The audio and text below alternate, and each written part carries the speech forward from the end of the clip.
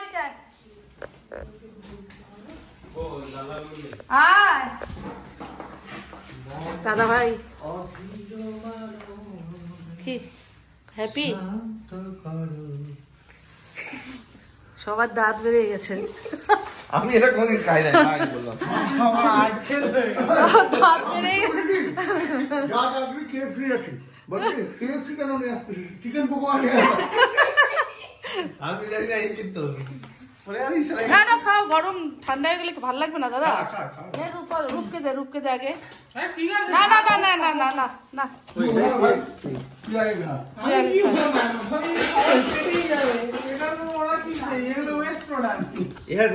একটা প্লেট দাদাকে একটা ছোট প্লেট নিয়ে আয় মিঠি একটা ওখান থেকে কাঁচের প্লেটটা দে প্লেটটা দে না ভাই তোমরা মেয়োনিজ খাও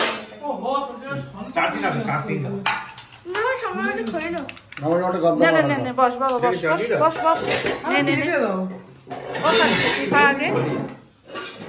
মিঠি পিছনে লাগবে কেটে যাবে পিছনটা কেটে গেছে অনেক উত্তেজিত দোষ না লাগেনি তো না না কেটে যাবে রে বাবা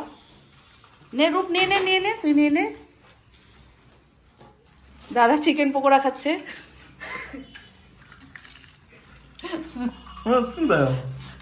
চিকেন পকোড়া নিয়ে ওনার কেএফসি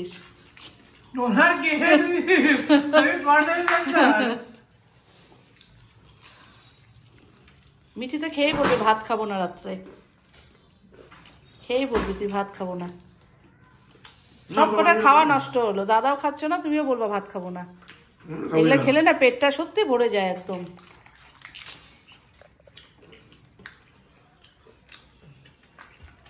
এটা খাস না মিঠি এটা সকালে স্কুলে নিয়ে যাস টিফিনে হ্যাঁ তুমি এত খাস না সকালে স্কুলে নিয়ে যাস খাও নিচ্ছি খা আসুক পাপন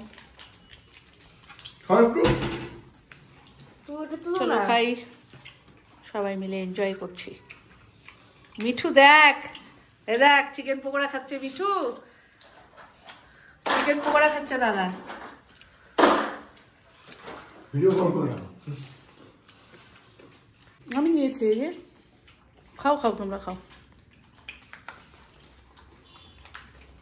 এটা দিয়ে খাও করে দিয়ে তাই তো নিয়েছিল ওটা লাগলো চিকেন